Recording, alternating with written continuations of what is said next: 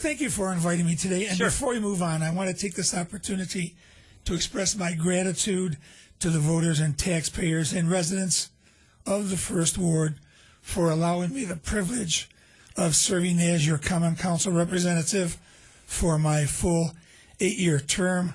Thank you for that honor. I just wanted to get that out. Now, you invited me on to talk about the legislation that has been stalled in the Common Council. Right. Regarding the, whatever term you want to use, pause, delay, moratorium on bringing refugees from certain countries into this country. Right. And the whole thing that precipitated this was that back in August at the South Utica Neighborhood Watch meeting, the executive director of the Refugee Center addressed the group and said she was anticipating bringing in 400 refugees, some of them from Syria. Mm-hmm.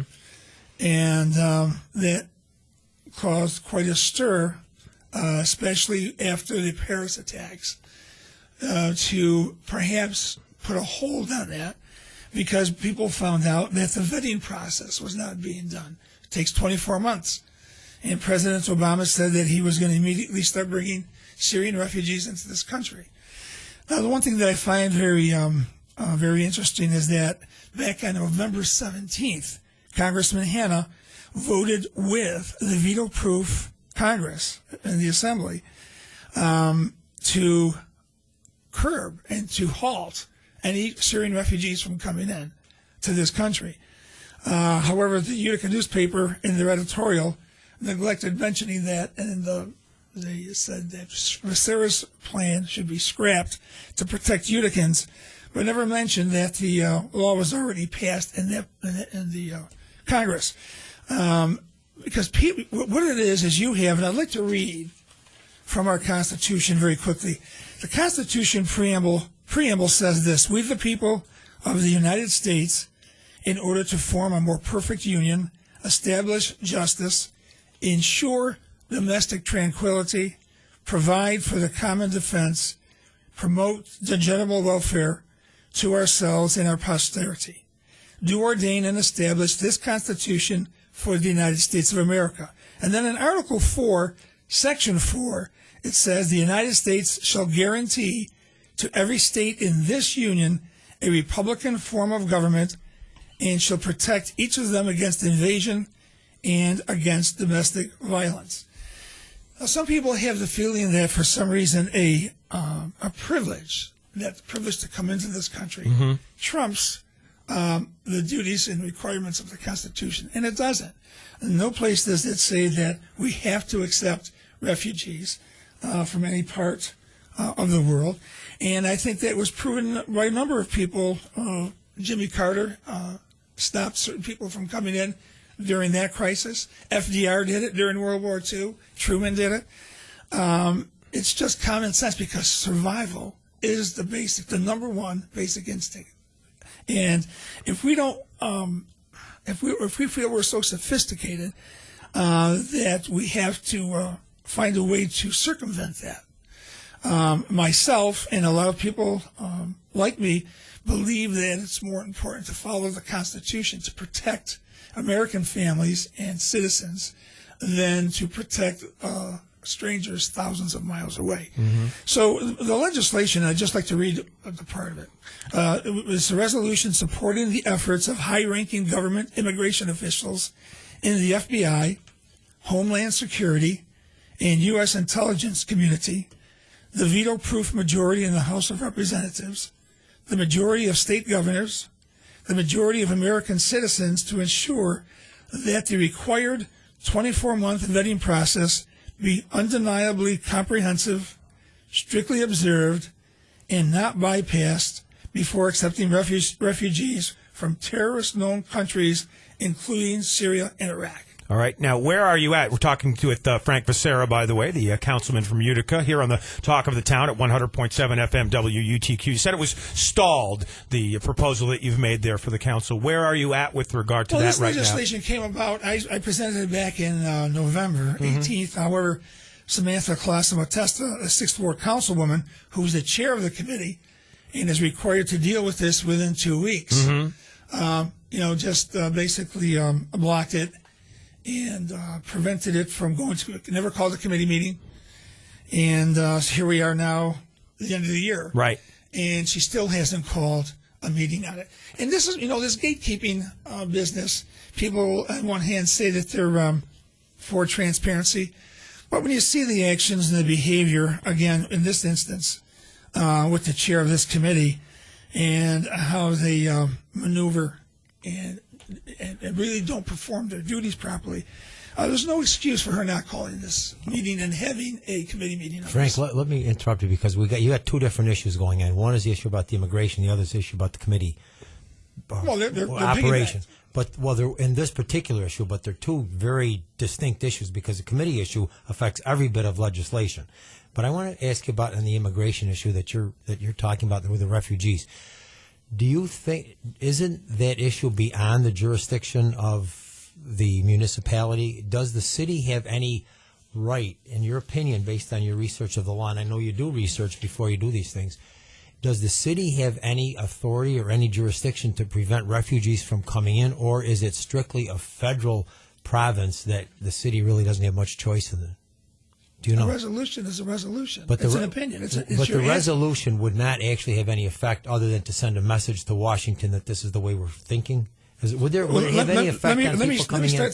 Let me start the beginning. It's a resolution supporting the efforts. So it's asking and showing an opinion. It's not. Of the Common Council. You're not saying that there's going to be any specific law in Utica that's going to prevent anybody from coming here. That.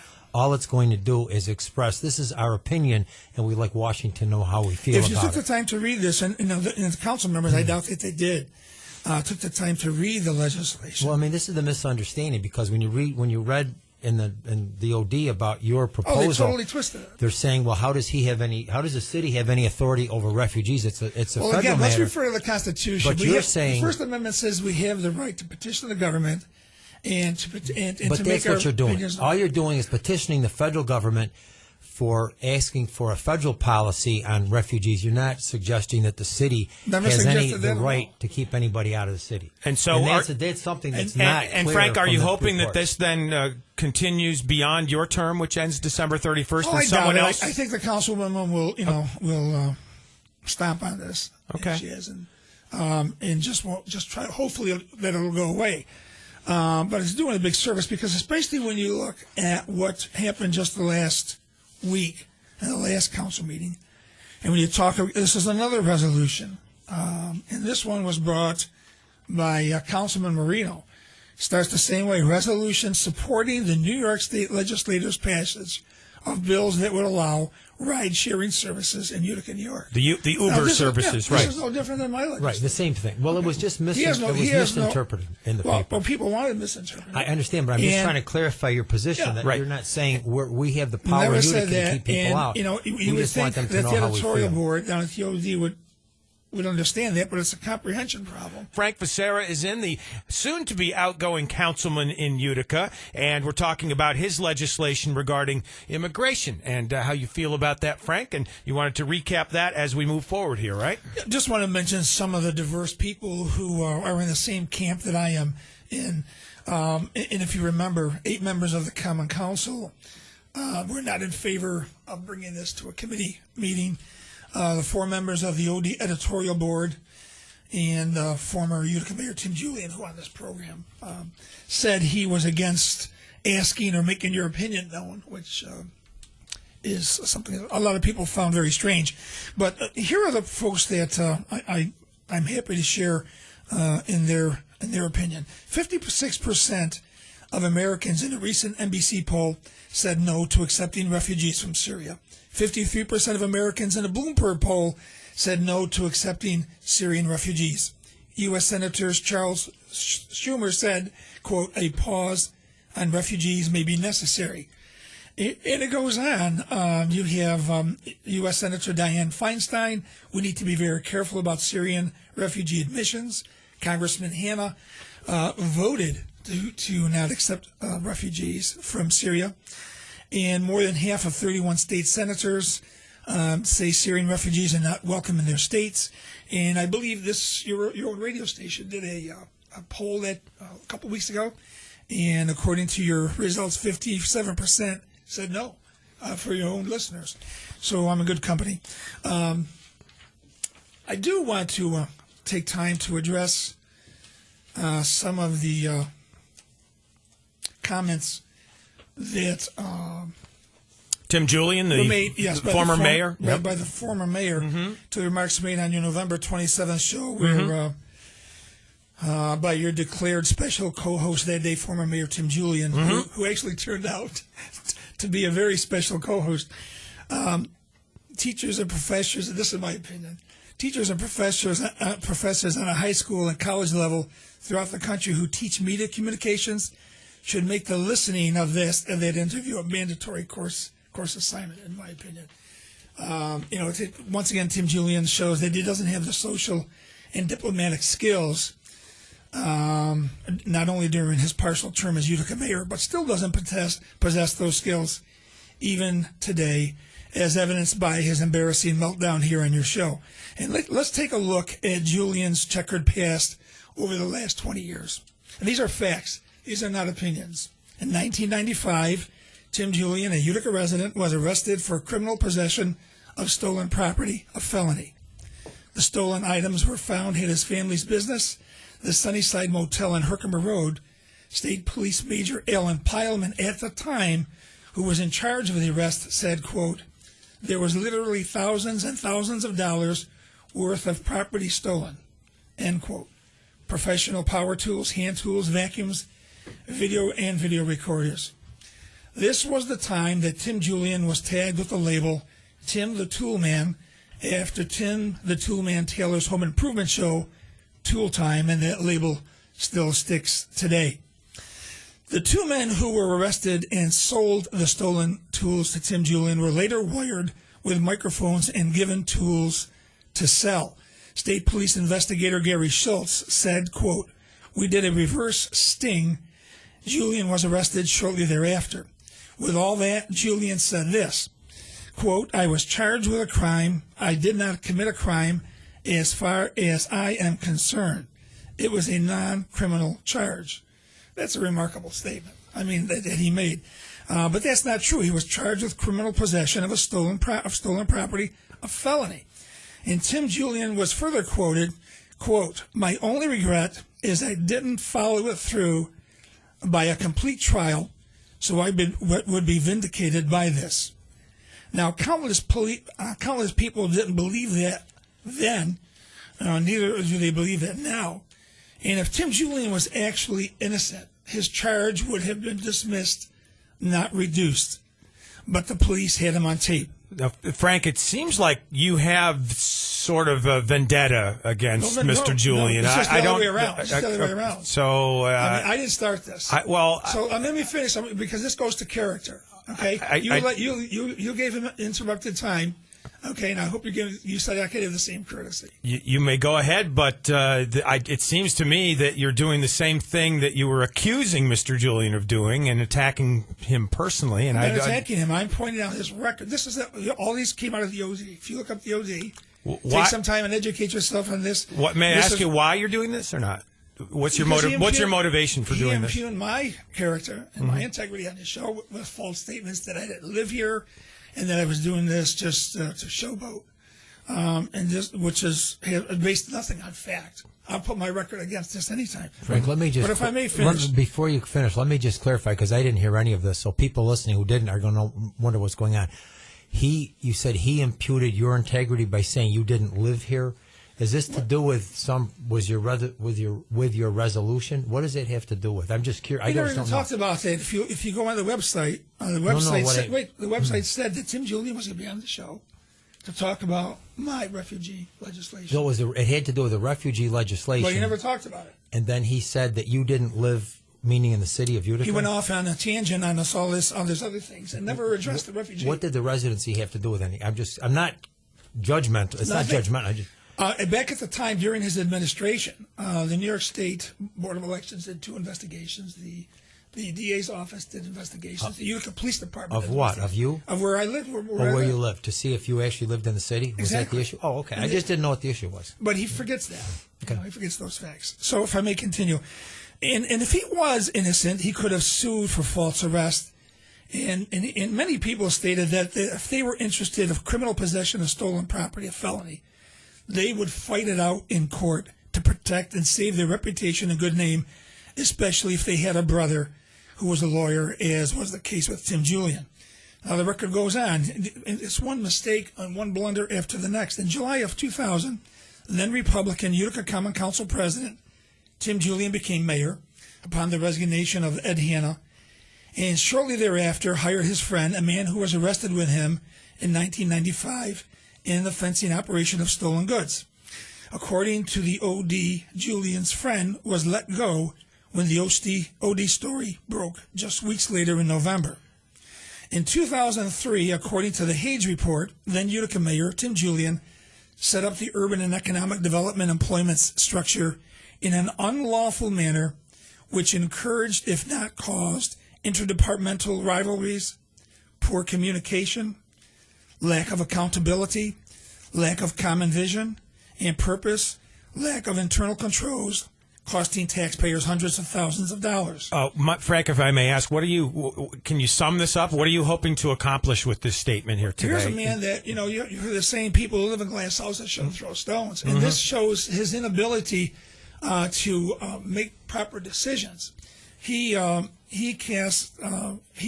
with Joe Griffo. He fought with Governor Cuomo.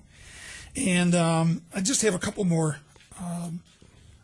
points to make. Well, we're running out of time now. We have other guests that we have to get to. I was hoping to put a nice cap on your career as a councilman here. I know your term is coming to a close here in a couple of days, and I was hoping that maybe you might use some of the time to give us an idea of some of the highlights of your career and maybe what you were looking forward to doing beyond your term, which ends December 31st. Well, maybe I can come back at some later time and finish that part of it up if I could. Yeah, as far as my background against anyone's, I'm very proud of it. It began in 1995 or 1996 when I presented Mayor Hanna. I wasn't even elected at that time. I was president of the Common Sense Property Owners Association, and I presented Mayor Hanna with a proposal to give property to adjacent residential property owners to buy the city-owned vacant lots. At that time, if you remember, Mark, the city was dirty, and the mayor was contemplating hiring many more DPW workers to clean up the mess. That was a very good proposal, and that what happened there is those are people who own property in the city. There's an adjacent property where a building was torn down. In most cases, they're vacant lots, and the only value of those lots really is to the adjacent property. No one's going to build there because the cost of building on that lot would exceed the value of the property after it was built based on location, and that allowed them to build the lots. Let me say this to you, Frank. I've known you for 20 years. I cannot believe that you're not going to be in the council anymore. You have been a very active, vocal member of the council, and I will say this about Frank. When I've had clients who have been in his district or not in his district, and they've run into red tape with City Hall, and you call Frank gets right in there. He is active. He helps the people out. If there's anything he can do to help them, he has always done that. There was an issue that I remember being involved with, moving the bus stop from Bleecker Street, the corner of Bleecker and Genesee, down the street away from that busy intersection. And Frank came out, talked to the people one-on-one, and it got moved. And it was the best thing they did downtown because it avoided all that congestion in that area. And a tremendous number of parking spaces. It was a huge help, and you spearheaded the drive. You got out and you talked to people, and you have been very active. Whether people agree with your opinions or not, anybody's going to have opinions. People are going to disagree with it. I want to ask you this question and we'll line up with Dave. In 30 seconds, what legacy do you want people to remember you for as far as your time on the Common Council? What's the thing you'd like to have people remember most about you for your number of years on the council? Sum it up. Well, like I said, some of the things that I did even before I was elected, but during my tenure, probably the most important thing to me was writing and being the sponsor of legislation banning the fracking and the use of brine in the city of Utica. First, it was a moratorium, and then later on, and brought legislation to ban the use of brine or to have fracking occur in the city of Utica. And that, to me, if for myself, my family, future family, friends, and everybody, I think is probably one of the most important things that I did on the council. It's a very lasting legacy. Other things that I've done over the last few years, spearheaded the Monday nights at Hannah Park, along with former Councilman Jim Zecca. I know there's at no cost to taxpayers, 0 cost.